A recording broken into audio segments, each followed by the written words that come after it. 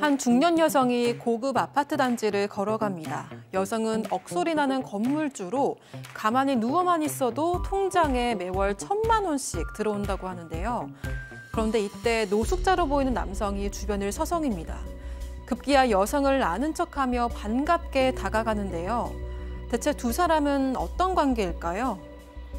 자, 실제 사연 당사자 특정을 이유로 일부 각색했다는 점 먼저 말씀드리고요.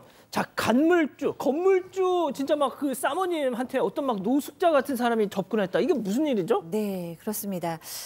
이 사연자는 60대 여성이고요. 20년 전에는 남편과 세 딸과 함께 살고 있었습니다. 그런데 이 남편은 그때 사업에 성공했어요. 그래서 공장 여러 개를 운영하고 있었습니다. 그런데 어느 날 초인종을 띵동띵동 누가 눌렀어요. 나가보니까 집 문 앞에 어떤 봉투가 있었는데 그 봉투 안에 임신 테스트기가 있는 겁니다. 그것도 2줄 남성이었습니다.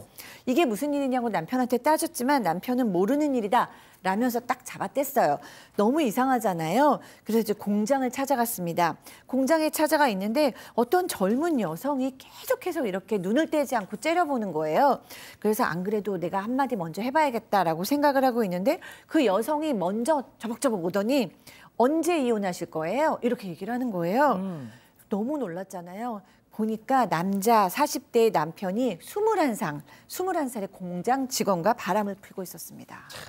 자, 모든 게 다 이제 들통이 나니까 남편이 여보 제발 나랑 이혼 좀 해주라 막 이랬다는 거 아니에요? 네, 생떼를 부렸습니다. 하지만 여성은 그때 딸이 3명이 있었거든요. 그래서 이혼은 절대로 안 된다고 버티기 시작했는데요. 근데 남편은 정말 상상을 초월하는 최악의 인간이었고 임신한 내연녀를 집으로 데리고 와서 같이 살자고 하기까지 이르렀습니다. 와우. 그때 이제 사춘기였던 첫째와 둘째 딸이 상처를 많이 받았다고 해요. 그리고 사연자가 내연녀 부모님까지 찾아가서 제발 딸을 좀 말려달라고 빌었지만 끄떡도 안 했다고 합니다. 결국 남편은 땅 2,000평의 건물 1개 줄 테니까 이혼하자고 제안을 했고요. 이 땅이 당시 그린벨트에 묶여 있어서 경제적인 가치는 없었지만 여성은 더 상대하기가 싫어서 그냥 이혼을 해줬다고 합니다. 자, 그런데 그 맹지가 탔던 그린벨트가 대박이 났습니다. 그렇습니다. 남편이 준 그 2,000평이 그린벨트가 풀리니까 초대박이 났던 것이죠. 그리고 진짜 대박은 뭐냐면 남편이 줬던 건물이 경기도 성남에 위치해 있었는데 이게 개발이 되면서 IT 산업의 본부가 되니까 이것도 대박이 된 거예요. 그러니까 땅을 팔아가지고 또 땅과 건물을 사들였고 지금은 억소리가 나는 건물지로 사는데 매달 1,000만 원 이상의 월세가 들어온다고 하는데요. 그러니까 이 여성은 재혼도 안 하고 세 딸을 키웠는데 그리고 또 큰딸이 결혼할 때는 너 기죽지 마 하면서 딸에게 10억짜리의 아파트도 장만해 줬고요. 그래서 이 여성이 이제 홀로 살면서 세 딸을 결혼시키고 승승장구하면서 20년을 지났는데 그동안에 남편의 소식은 전혀 듣지를 못했던 거죠. 자, 그런데 불청객이 찾아왔습니다. 자, 이제 고급 아파트에 살고 있죠. 어느 날 아파트 출입문 쪽에 보니까 꾀재재한 노숙자 한 명이 보이는 겁니다. 얼씬거리고 있어서 꾀재재해서 이게 좀 냄새나고 이렇게 피하려고 했는데 이 남성이 다가와서 야, 니 박상희 맞지? 내다, 네 남편이다! 라고 소리를 지르면서 아는 척을 했다고 합니다. 좀 나오고 있는데요. 알고 보니까 이 노숙자는 아니고요. 전 남편이었던 거예요. 아이고야. 사업 쫄딱 말아먹고요. 내연녀한테 버림받아가지고 버림받았어. 지금 뭐 여간 지내면서 일용직 전전을 하고 있었는데 딸들이 보고 싶다면서 이 여성을 찾아왔던 것 같습니다. 20년 만에 완전 뒤바뀌었습니다. 처지가. 네, 여성이 딸들한테 의견을 물었는데요. 근데 첫째랑 둘째는 아빠를 다시는 만나고 싶지 않다라고 했지만 당연하지. 셋째가 한번 만나보고 싶다고 이야기를 한 거예요. 그래서 결국 전 남편은 여성이 보는 앞에서 이 셋째 딸과 눈물의 상봉을 했습니다. 그런데 이 전 남편이 이 여성한테도 그런데 너 정말 듣던 대로 부자 됐구나 이렇게 말을 걸어오는 거예요. 그러면서 내가 당신같이 좋은 여자를 버려서 벌 받나 보다. 나 한 번만 용서해주면 안 되냐 이렇게 매달리기 시작했습니다. 자, 이제 감정에 호소를 하고 있어요. 노숙자가 돼서 나타나가지고. 자, 쪽박찬 남편 역할의 박지훈 변호사, 그리고 대박난 전 아내 역할의 박상희 교수. 자, 별별 극장 레디 액션. 아이고 여보, 이 아예 우찌 20년이랑 이전이랑 달라진 게 없어. 아, 이쁘다잉, 이쁘다잉. 여보는 무슨 얼어 죽을 여보야. 우리 이혼했거든? 남이라고. 네 마음 안다. 그럼 너한테 그 마음껏 욕해라. 대신에 내 다시 남편 돼도 되지? 남편 할게. 남편 해줄게.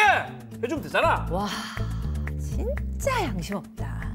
내가 이 나이에 미모되지 재력되지 내가 왜 당신 같은 사람을 다시 만나? 내 같은 사람이 어때가지고 내가 솔직히 내 이래봬도 내가 이 말 안 하려고 했는데 부자 된 거 다 내 덕분 아이가? 네가 양심이 있으면 좀 나랑 먹자. 같이 먹자. 이거 봐. 그 사람은 안 변한다니까. 내가 당신한테 내가 돈을 주고 재결합할 바에는 내가 다 기부하고 말아. 기부해라. 한 푼도 안 줄 거니까 꿈도 꾸지 마. 그럼 기부해라. 좀 더. 그렇습니다. 결국 이 남편이 말이죠. 내가 20년 전에 줬던 거 다 토해내. 뭐 이렇게 소송장을 냈대요. 당연히 전 아내 입장에서 내가 그걸 너한테 왜 줘? 하면서 지금 이러고 있답니다. 자, 그런데 그 아픈 손가락, 그 셋째 딸이 엄마, 아빠잖아. 좀 전셋집이라도 마련해 주자. 이러고 있다는 거예요. 자, 그럼 여기서 별별 상담소 오늘의 궁금증 짚어보죠. 자, 남편에게 받은 재산으로 인생 역전이 됐어. 자, 그런데 거짓골로 나타난 남편한테 이걸 왜 줘, 이거를? 은배 팀장님. 그렇습니다. 남편의 행동이 정말 나빴죠. 이해 안 가지만 그래도 남편했기 때문에 그 건물하고 땅을 줬지 않습니까? 그래서 지분 처지 뭐 안 하더라도 살 수 있게 전세돈 정도는 해주는 게 애기 아빠니까 좀 바람직하지 않나 생각하는데 이 결정은 아내분이 알아서 하세요. 자, 교수님. 네. 전 개인적으로 셋째 딸 너무 싫다, 진짜. 근데 셋째 딸은 아빠에 대한 그리움으로 제대로 본 적도 없잖아요. 그러니까 셋째 딸은 아빠를 그리워했을 수 있고 불쌍할 수 있죠. 그런데 이제 첫째 딸, 둘째 딸은 아빠가 너무 믿겠죠. 왜냐하면 중고등학생이었는데 겨우 21살 몇 살 차이 안 나는 언니랑 바람이 난 거였잖아요. 그렇죠. 그러니까 첫째, 둘째는 그렇습니다. 근데 저도 사실은 김은배 팀장님하고 의견이 같아요. 왜냐하면 또 딸들은 아빠가 차라리 옛날처럼 나쁜 아빠로 남는 게 속편하지 두고두고 나중에 돌아가신 다음에도 길거리에서 노숙자로 살다가 또 그렇게 또 돌아가신 아버는 평생 또 괴롭거든요. 그러니까 돈이 많으시면 조그마한 방 하나 얻어주시면 어떨까 하는 생각 저도 듭니다. 박 변호사님은요? 일단 뭐 소송은 뭐 될 수가 없습니다. 그럼요. 본인이 증여했거나 기가 좋잖아. 재산 분할한 거니까 뭐 그건 의미 없는 거고요. 다만 이제 셋째 딸이나 딸들한테 걸리는 게 하나 있어요. 뭐요? 저렇게 못나고 미운 아버지라도 부양 의무가 존재할 가능성이 있거든요. 그 부분 때문에 앞에 두 분도 말씀하셨지만 그 부분 때문에 약간 해주는 게 좀 필요하지 않을까.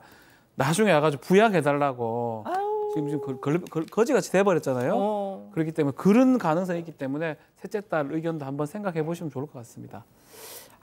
나는 정말 마음에 안 드는데. 자, 우리 가족 여러분들은 뭐라고 하실까요? 네, 다 이렇게 두지 말라고 하셨습니다. 또박이님, 남편 조강지쳐버리고 잘 살 줄 알았나요? 자업자득입니다라고 하셨고요. 룰루랄라님, 절대 네버 안 돼라고 하셨습니다. 엔스타님도 전셋집 받을 자격이 없는 것 같아요라고 하셨습니다. 그렇군요.